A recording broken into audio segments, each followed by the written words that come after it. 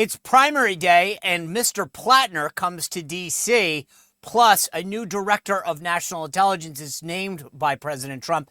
John Solomon is here to break it all down. Welcome to the Sean Spicer Show. Let's get into it. All right, guys, good Tuesday to you. It's odd to say this in June, but it is primary day. That's right. Big deals going on in several states we're keeping our eyes on. There's ones in Montana and New Jersey, but a lot of the focus is going to be on California and to some extent in Iowa. I've got all that for you. John Solomon is here, and boy, do we have a lot to talk about with John. By the way, Trump has named Bill Pulte, the federal housing director, as the new acting director of national intelligence. Today, by the way, Tulsi Gabbard's husband, Abraham, went in for surgery. She posted on social media asking for our thoughts and prayers for Abraham as he deals with this horrible bone cancer that he has been afflicted with. And so our thoughts and prayers are to Abraham, Tulsi, and her family. Let me give you a quick little primary day. And by the way, when in a minute, I'm going to talk to you a little bit about Graham Plattner because he's coming to D.C., and I got to imagine, while this was pre-scheduled, this was not the day you wanted to come with all these allegations out about this sexting scandal that he has, and who knows what else is out there. But before I bring in John Solomon, let me just talk to you a little bit about some of these races. In California, this is going to be really interesting. There are, I think, 64 people on the ballot for governor. Now, somebody sent me the primary ballot. I showed it this morning. This is insane. The reason I say that is when you have 64 people running for anything of all parties, and remember, California is a top two system. Everybody runs, top two make it to November. It's impossible to do the polling. So I know a lot of people are like, Javier Becerra's, surging. I don't know that any of this is true. I really don't, because it's impossible to do what they call a screen, which is how do you determine who a likely voter is? And who is that likely voter going to vote for? When you have 64 candidates, independents, whack jobs, Democrats, Republicans, there's one woman that's running as like the MAGA California, like all sorts of whatever. So I'm just telling you, the current polling has Becerra in the lead, Steve Hilton and Tom Steyer kind of in that top three. Remember, top two go on. So there's 4 potential scenarios I see. Scenario 1 is Republicans get 2 candidates in, Steve Hilton and Chad Bianco, the Riverside sheriff. I was hoping for this. I thought it was possible a few weeks ago. Who knows? It could still happen. I don't put a lot of stock into it, okay? The scenario number 2 is 2 Democrats win. Becerra, Steyer, there's a few others that are up there as well that are very possible. I think those would be your top 2 likely people after Swalwell dropped out. If that happens, right, we get shut out, they run. I don't know that that's a horrible scenario, though. Those two, tearing the bark off each other for the next several months is not a bad thing. And remember, Steyer's already spent $200 million of his own money. So he'll go after Becerra like you read about. And the establishment's going to get behind Becerra. So, this could be kind of a healthy thing to see these guys whack at each other. Scenario 3 is that Steve Hilton is most likely the Republican that would make the runoff. A lot of people are excited about this. And I don't mean to pour cold water on it, but he can't win statewide. There, I said it. It's not going to happen. He won't have the money, the organization, and it's just an uphill battle in California. If it's a one-on-one race, that's how this thing ends. Some Republicans think it's helpful that he make the runoff because it'll keep turnout good. I'm not sure. As I said, to some degree, I'd rather have 2 Democrats going after each other and make it a food fight than just tagging, getting all behind one Democratic candidate, which would happen. So we'll keep an eye on this. We'll break it down for you tomorrow, but I think this is going to be really important, how polling, how off it potentially is. Then there's obviously this LA mayor's race.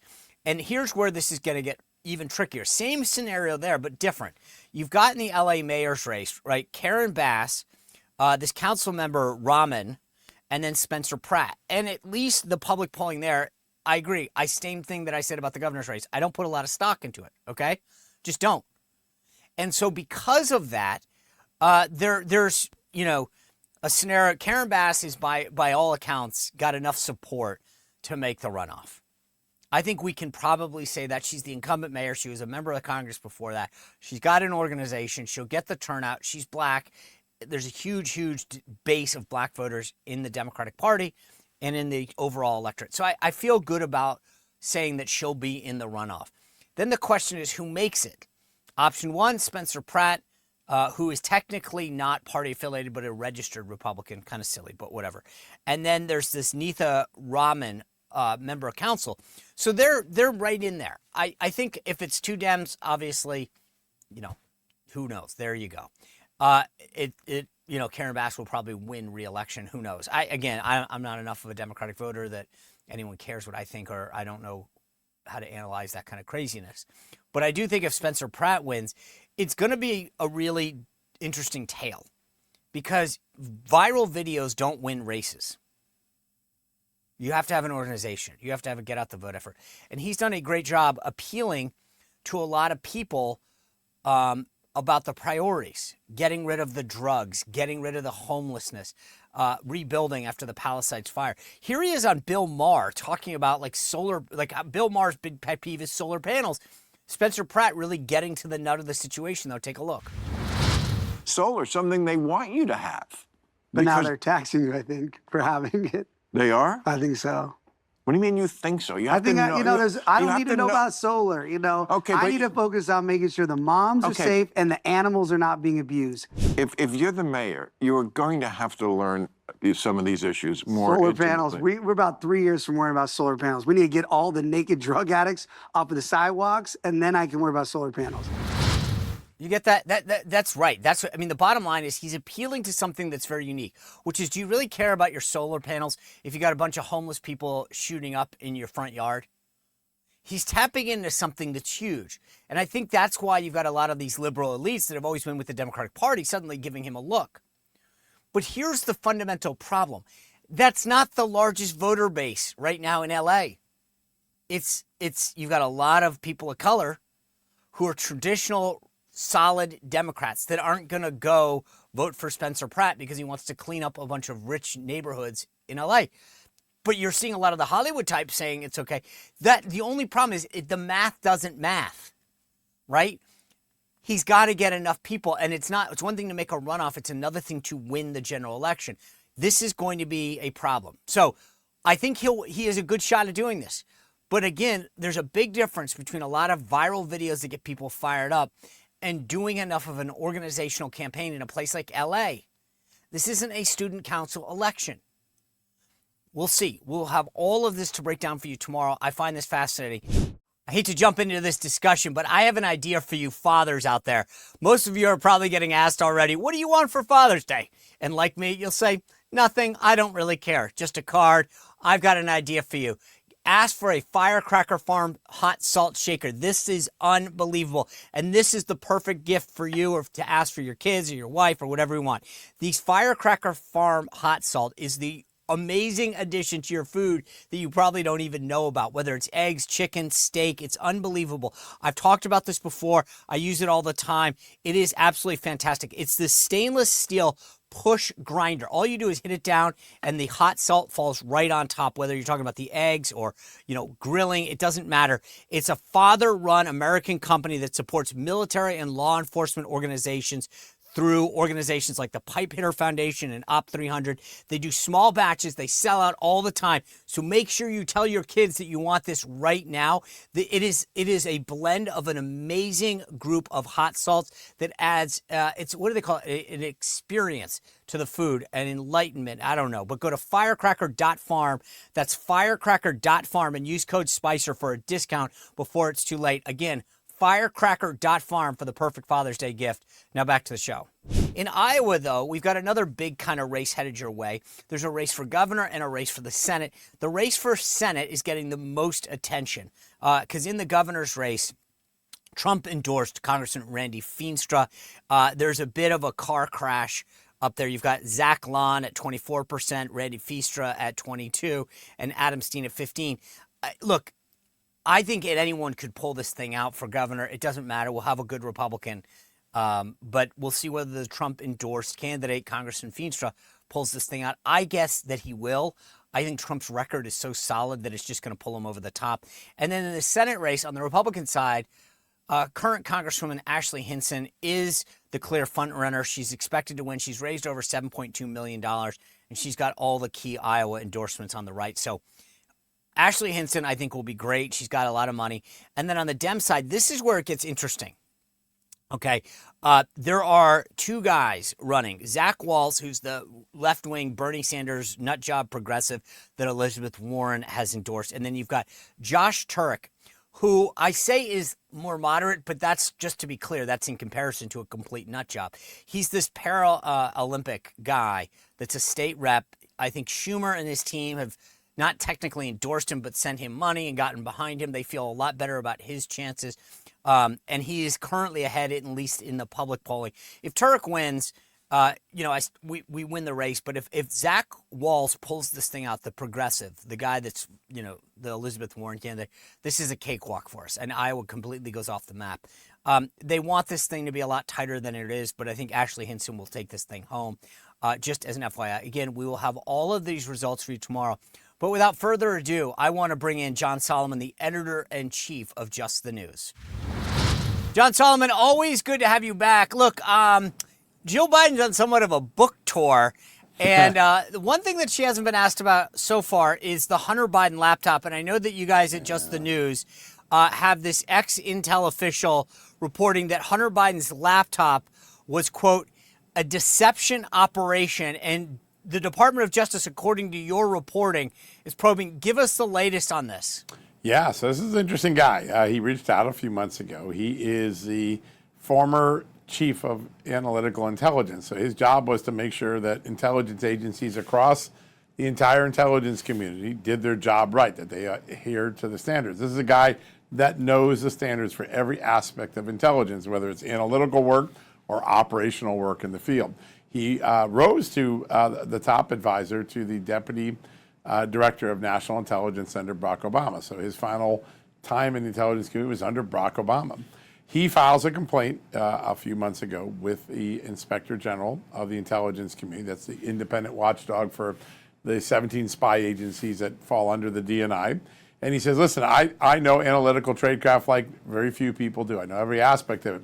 I studied the Hunter Biden letter written by the 51 so-called intelligence experts, people like John Brennan and Mike Morrell, the deputy CIA director, and it has all the hallmarks of a intelligence deception operation, meaning it looks like it uses the very tactics that are in the U.S. intelligence manual for intentional deception. In other words, what he's alleging is that the intelligence community, these 51 members, use their training, use their skills, use their tactics that they learned in the intelligence community to run a deception operation on the American people. So he files that complaint, and then this past Thursday, he gets a letter back saying, we've accepted the complaint, and it has been, we've made a referral to the Justice Department for further investigation. So pretty significant action by an intelligence agency. A lot of times complaints come in, they just get dismissed. There is no action. In this case, there is a referral to the Justice Department and its chief watchdog. Okay, so what's next then? I mean, do you get the sense that DOJ is taking this seriously, that there's going to be any repercussions and investigation? That's 51 people to look into. It is. It's unclear whether the referrals to all 51, whether it's a specific person, if there's some new information. The communication back from the Inspector General of the Intelligence Community very sparse. Just hey, we sent this over to the Justice Department. But I've covered, and you know well as well, Sean, when it is rare for an Inspector General to make a referral to a second Inspector General. So there's probably some merit. There's something that they have found that they believe needs further investigation. Now, one possibility is the intelligence community refers to the Justice Department Inspector General, and the Inspector General there is going to be asked to make a criminal recommendation or not, a determination whether to investigate or open a criminal investigation from there. That's one option. But we don't know much yet. We do know what he alleged, and it's in great detail. When you look at the complaint, which we posted at justthenews.com, he goes step by step through the language and the tactics and how they match the manual of the intelligence community. So there's a very strong factual basis for why he's making this allegation. And of course, his bona fides are pretty strong. But as of yet, the Justice Department's not speaking, and neither is the Intelligence Committee Inspector General, other than to say that they sometimes make referrals just like this.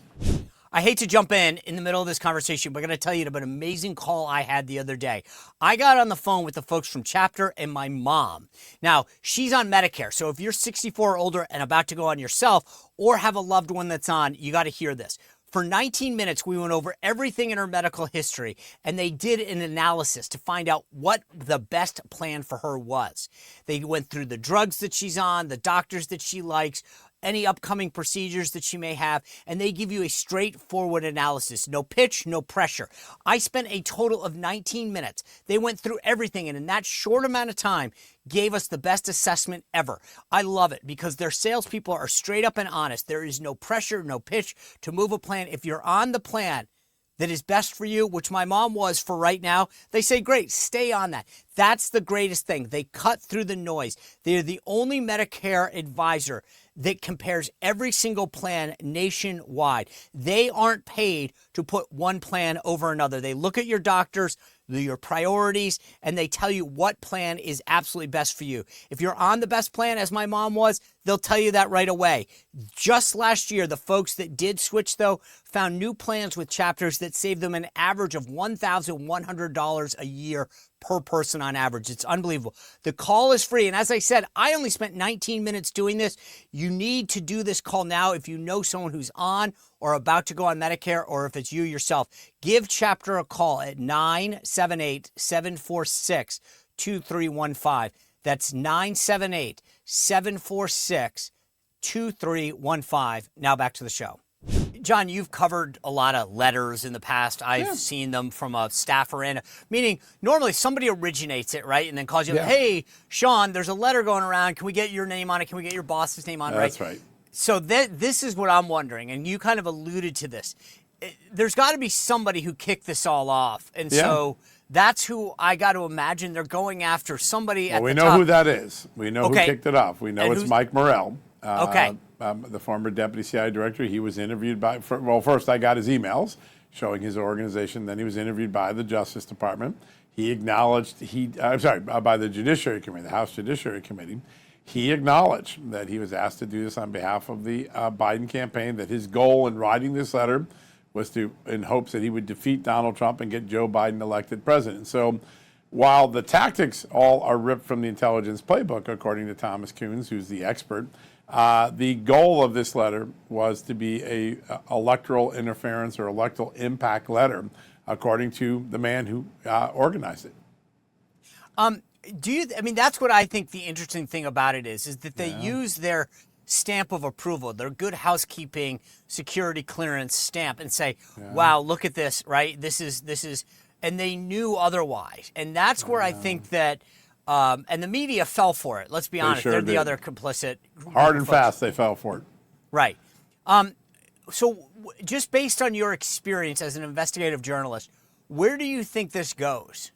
Well, it could become part of the grand conspiracy case currently being investigated in Fort Pierce, Florida. Why? Because you keep seeing this wash, rinse, repeat cycle where the intelligence and law enforcement community makes an allegation against Donald Trump or makes an allegation or makes an effort to make something look other than what it is. So in 2016, it was designed, the intelligence community tried to make Donald Trump look like he was a stooge of Vladimir Putin in Russia. We now know there wasn't an iota of evidence, according to John Durham, the former special prosecutor who looked at it, to justify that claim or to justify the opening of that investigation. In 2019, we know that there was a legitimate reason to look at Hunter Biden and Joe Biden's relationship with Ukraine, but an impeachment proceeding was opened. And we now know that the person who opened that proceeding in the intelligence community was politically biased. He didn't like Trump and his people. He did not have firsthand knowledge. It was all hearsay. And he made factual mistakes. He was erroneous.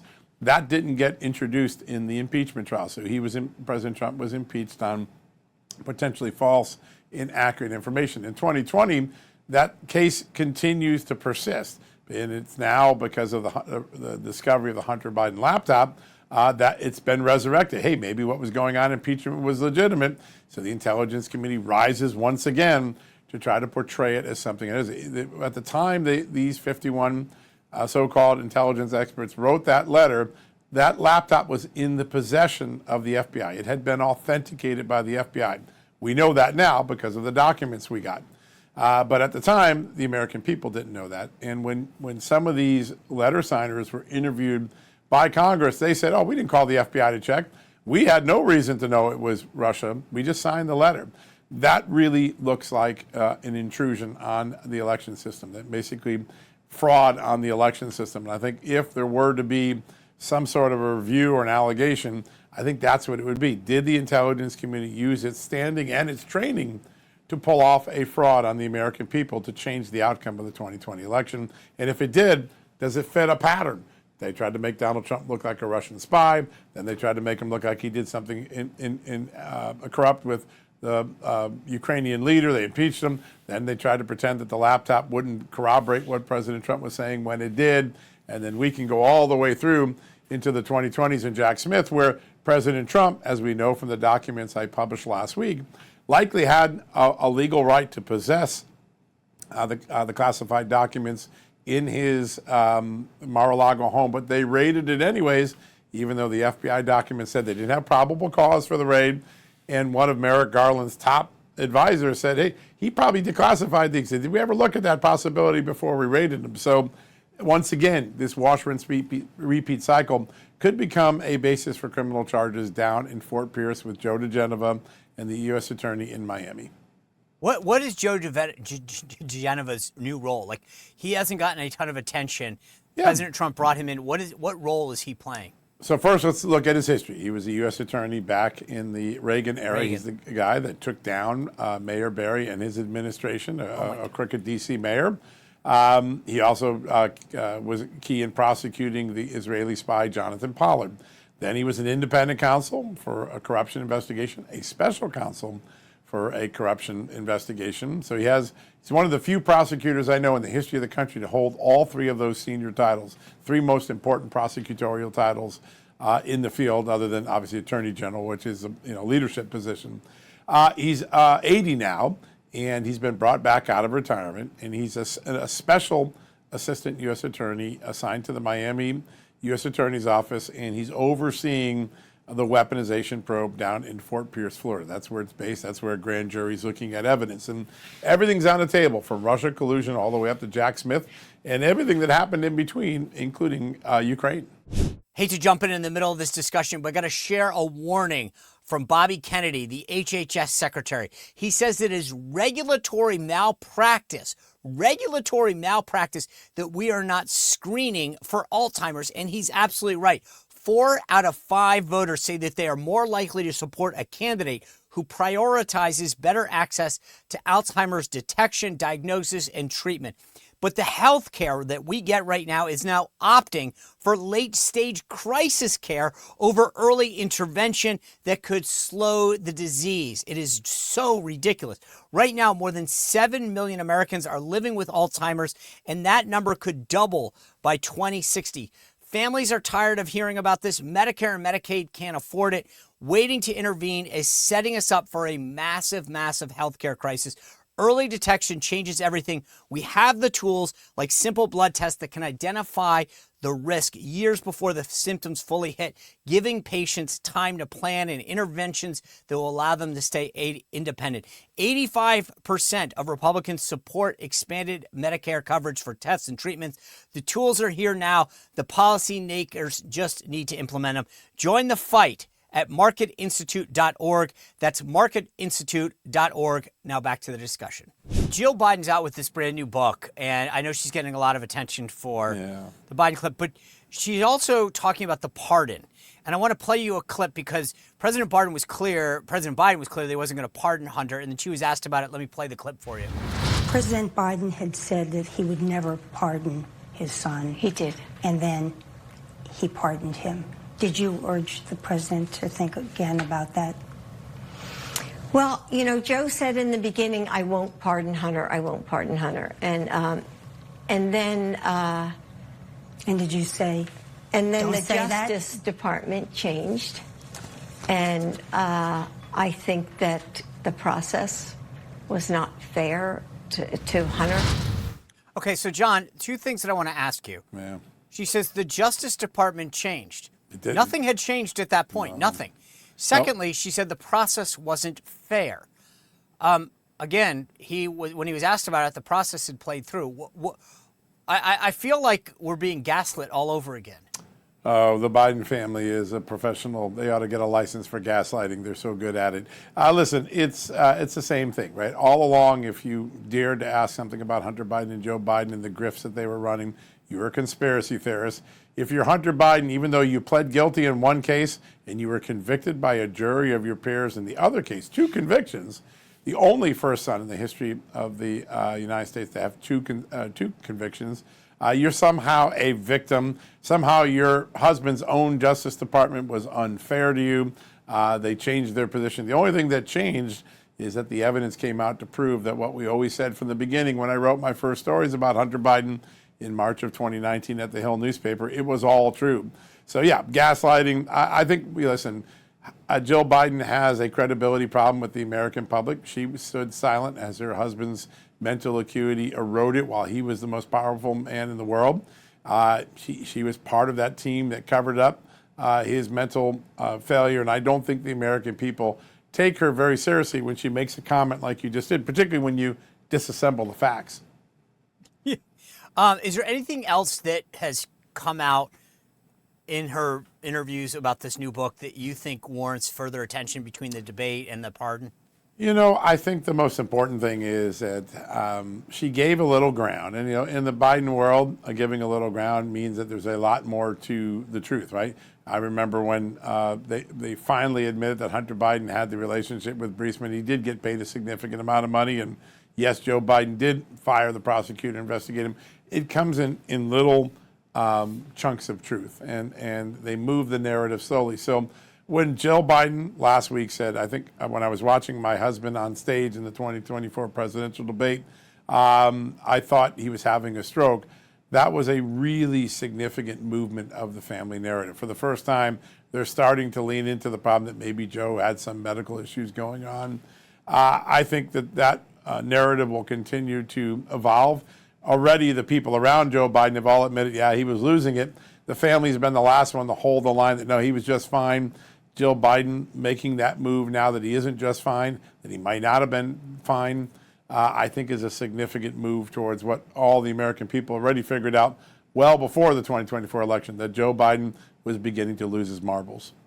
You know what I found fascinating is, and again, this is where Jill Biden gets off the hook all the time without real questions, is she says, just think about this from someone that you care about. If I were watching somebody and I said, wow, I think they're having a stroke, or you were watching somebody that you care about potentially have a stroke, they got off that stage, they went and greeted supporters and then went to a Waffle House. Yeah. She never said, can the doctor come over and check him out, right? That's right. And I think that he travels. He's the president of the United States. There's always a doctor present.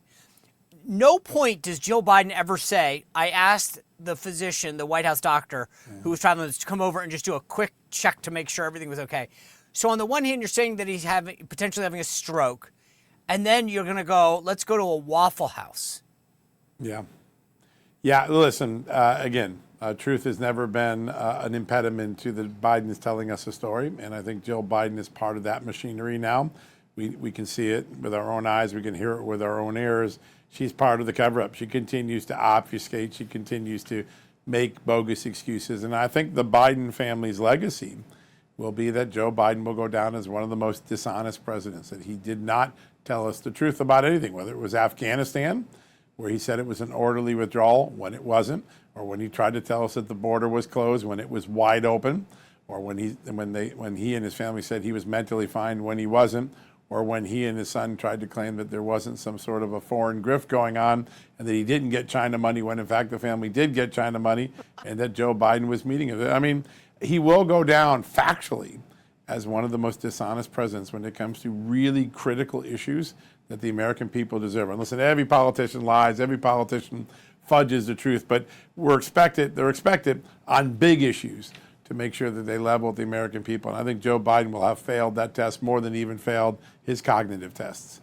John, yesterday I had Teddy Daniels on, who is the Afghanistan war veteran, Purple Heart recipient, who Graham Plattner besmirched, demeaned, whatever word you think is appropriate.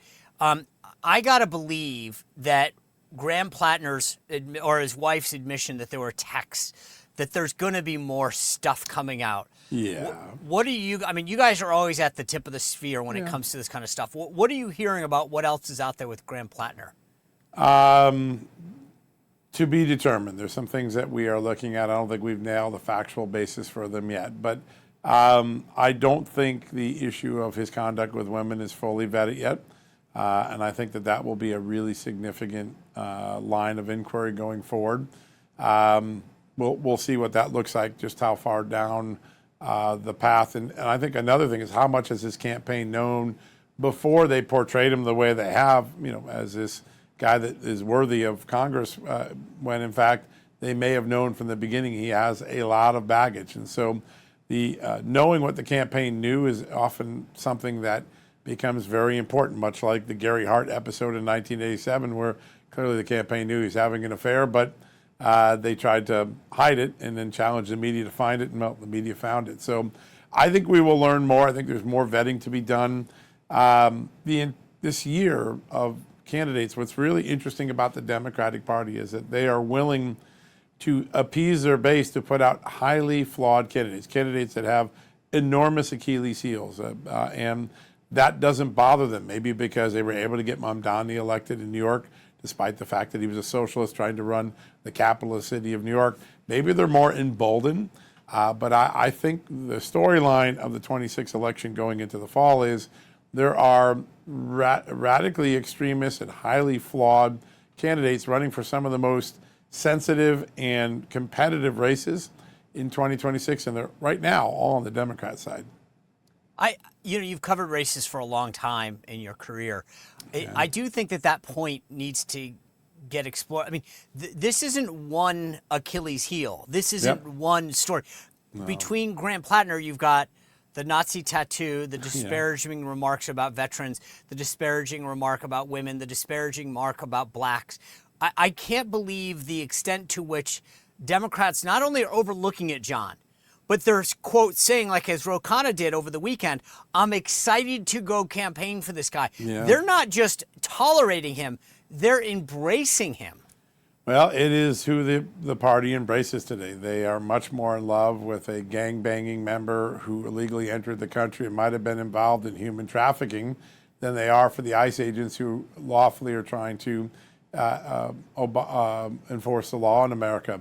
They are for the Palestinian and Iranian terrorists more than they are for the American soldier.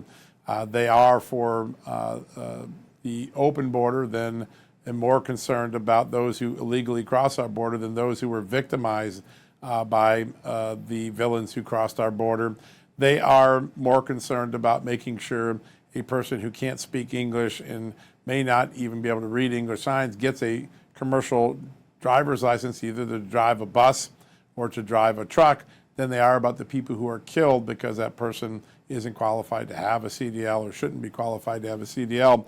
The Democratic Party has turned all realities on their head, and what's up is now down. What is common sense is now fantasy, and what used to be fantasy is now common sense. The Democratic Party literally is living in an alternate world to where most Americans live. We know when we saw the border it was open. They told us it wasn't. We know that we don't like our candidates to be wearing Nazi tattoos. They nominated one. You just continue to watch this party, and it is either going to ruin this country, should it get into control, or it's going to run into an extraordinary cliff, much like Wile E. Coyote, and go over the side. We'll see which one it is. I think the American voters have a very distinctive choice in the fall about whether this is the election they repudiate. What many polls show is insanity to the American people. The American people believe in voter ID, the Democrats do. The American people believe in a secure border, the Democrats don't. the American people believe in law and order, Democrats are trying to eviscerate it. And I think that this is the election that the American people, if they want to stop this crazy leftward fantasy land that's going on in the Democratic Party, this is the election that they can potentially deliver a big blow. If not, this is going to become the norm, and it's going to be a very uncomfortable America going forward. Yeah.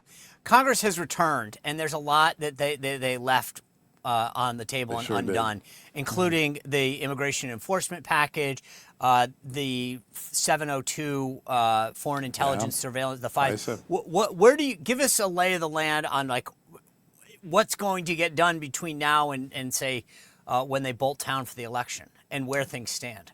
Listen, they're going to have to do something to at least nod at the extraordinary spending issues that are there. I mean, we're heading towards $2 to $3 trillion deficit this year, and we're not in the middle of a pandemic. And of course, the president and the Republicans eviscerated Democrats for their reckless, drunken spending. So what they're going to have to do is reclaim. There's a lot of savings going on. Every cabinet secretary is finding a $10 billion fraud here, a $15 billion wasteful grant there. So they're rolling them in. That money needs to be reclaimed to bring down the deficit. I think that would be a major statement to the American people before the election. They're going to have to do something to address President Trump's election security concerns. I think there will be some bombshell revelations in the next few weeks from Tulsi Gabbard and others about election interference that we were kept in the dark about, 2022, 24, significant, serious stuff. And I think that could renew the debate. Maybe there'll be some senators who find out, hey, your state was hacked by a foreign power and you weren't told for 6 years. Maybe that changes your thinking about the Save America Act and voter ID and a citizenship check. But I think that's an important one that's going to have to get through. They are going to have to do something on FISA. It's a 45-day window. I think a rubber stamp probably isn't the sort of thing that's going to get their base happy. So there'll be some reform efforts. I think they were very close at some legitimate reforms, but it got hung up on an unrelated issue that got tied to it. Hopefully those issues get resolved and there's some FISA reform. And then I think they've got to continue to set in motion a long-term play for border security so that a future Democratic administration has a much higher hurdle should they ever dare think about reopening that border and wreaking the havoc that Joe Biden wreaked on American civilians in every state in this country. You think Tulsi's going to go out with a bang, making sure that before she leaves office at the end of the month, going to give us a lot of insight into things that we don't know yet? There'll be some. Yeah, I mean, some are already in the process, things that I've requested. The most important, I think, will be the 18 states that I believe may have been hacked, had their voter registration databases hacked by China. If that number turns out to be true and we get the identity of the states, you have to ask yourself, how could the intelligence community, the FBI, the Homeland Security Department, not tell us about that and then tell us in December 2020 it was the most secure election when we had one of the biggest breaches of election data in American history. So the cover-up, the accountability for the intelligence community, I think, gets hotter and heavier this summer. I think that's something for sure that she's going to be able to get declassified. I think the other thing that's going on behind the scenes, Sean, is that the president is rewiring the way that information will get declassified for things that should have been declassified a long time ago. What's happened is the traditional way, and you know this from having been in government, is you ask the agency to do it, and then maybe they do it. Most of the time they don't do it, or they give you a lip service. They don't really give you the good stuff. And that goes on for years. There are still bombshell revelations about Crossfire Hurricane. Like, how's that possible? We've had 2 special counsels, 8 congressional investigations, several declassifications. I'm telling you from my reporting, there are new bombshells to come out this summer and fall about Crossfire Hurricane, including the use of foreign intelligence to spy on and potentially set up President Trump for Crossfire Hurricane. That has stayed a secret for 11 years. Why? Because at the end of the day, if you leave the deep state and the bureaucrats in these agencies to declassify, their propensity is to not give you very much. So what's happening now is the president's rewiring that system and allowing documents to come into the White House for review and be declassified there. That will potentially speed up, and we're going to get some secrets like we probably haven't seen in a long time.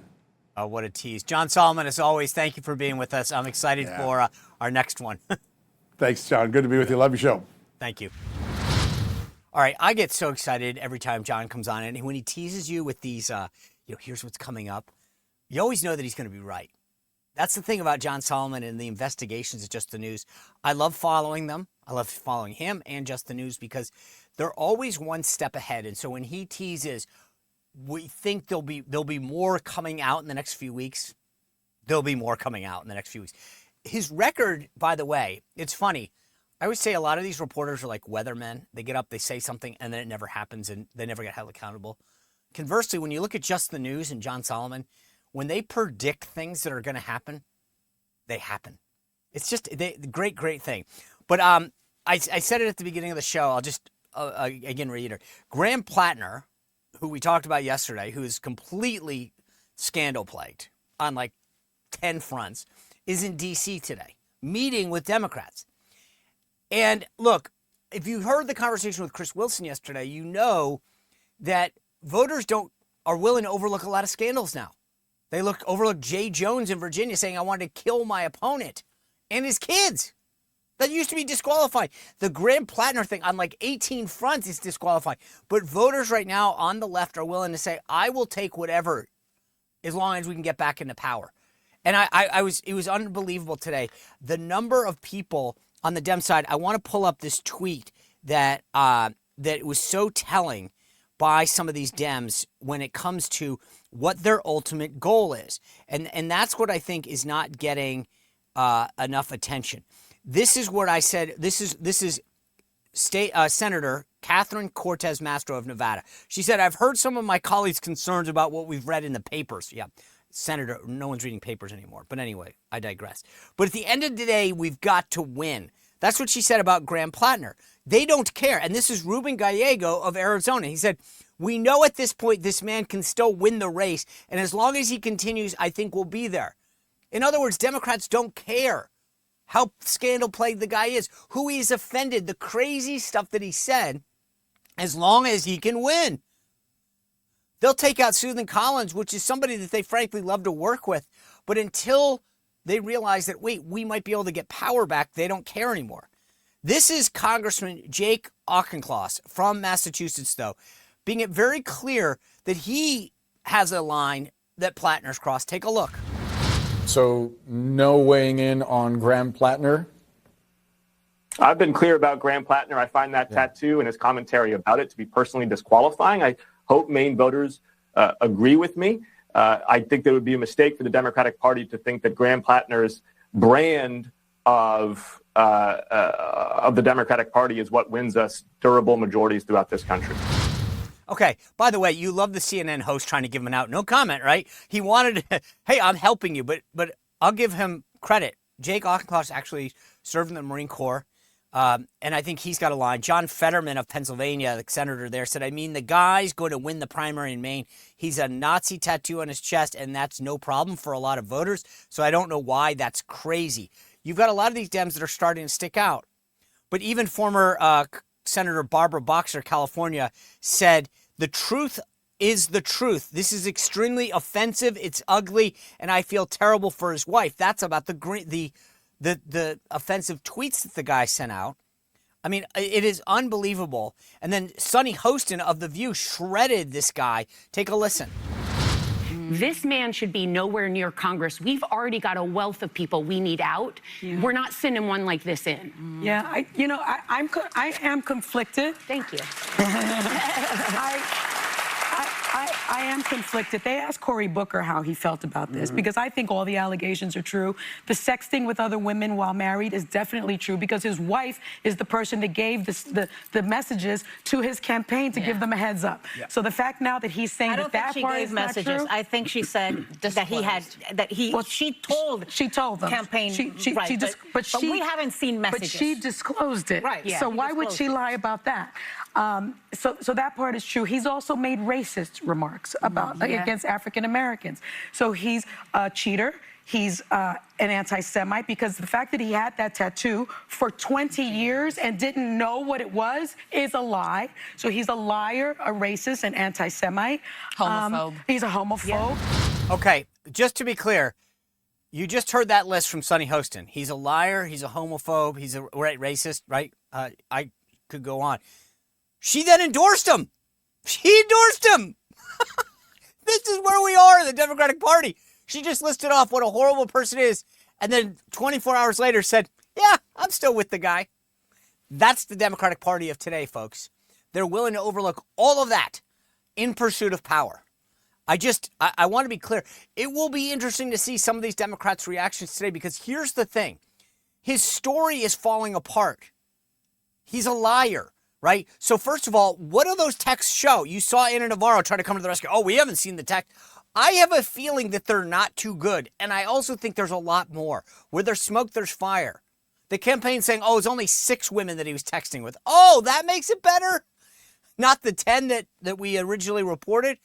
What did they say? What do those women say? What else is coming? But here's the thing. Graham Plattner is a phony. He says he's an oyster farmer. Here's the deal. His income is now revealed in a disclosure form. He got his money through his disability. The oysters that he, quote, farmed, he gives to his mother's restaurant. That's a hobby. The VA loan that he said that he used to start everything was actually a loan from his dad. He lied about that. He is a phony. He is a liar. He is a racist. He's a homophobe. I mean, like all the stuff that Sonny Hostin said. And I have a feeling that there's a big concern among Democratic senators that we're wrapping around ourselves around in this guy's campaign, and he's going to betray us. Janet Mills, the current governor that suspended her campaign, came out yesterday and said, hey, just a reminder, I only suspended my campaign. I'm still on the ballot, making it very clear. I'm here. If you guys want me, you can still use me. And I'm just telling you, that's a big sign. I have a feeling over the next few weeks, you're going to see a lot of these folks say, we need to get Janet Mills actively back into the campaign because we don't want to get saddled with this Graham Plattner guy. Drip, drip, drip. Trust me when I tell you, more is coming your way. It is unbelievable. So I just keep an eye on this race. A lot more to coming. As I said, tomorrow we're going to break down all of these primary results. One last thing. I said this, we are in the final few days. If you are interested in getting a signed, personalized copy of Trump 2.0, this is your last few days to do it. I do not want to keep, I love doing it, but I just want to make sure I can get them out the door before Father's Day. If you have it, you want it for another reason, again, it doesn't matter. Go to SeanSpicer.com, go to the books tab, buy Trump 2.0, and then send us a message at contact@SeanSpicer.com with what you want the inscription to be. This is not a book, by the way. Just write, Happy Father's Day, Dad, or, something like that. Happy Birthday, Joe, whatever you want. And we'll send them out to you in the next week, hopefully in plenty of time to get there for Father's Day. But this is just for another few days. If you're interested in doing that, I've got a brand new newsletter out at SeanSpicer.com. Thanks for being with us. We'll see you back here tomorrow on The Sean Spicer Show. Well, if you enjoyed this content, make sure to like this video, subscribe, and click the notification bell to get more.